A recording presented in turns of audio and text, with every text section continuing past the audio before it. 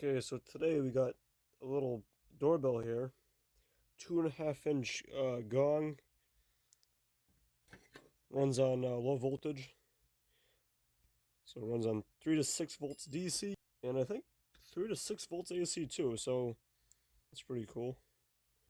Today we're going to be testing it on just a normal battery, get the more reverb.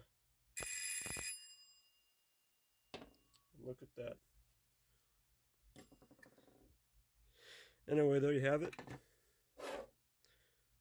Little doorbell, 2.5 inch gong.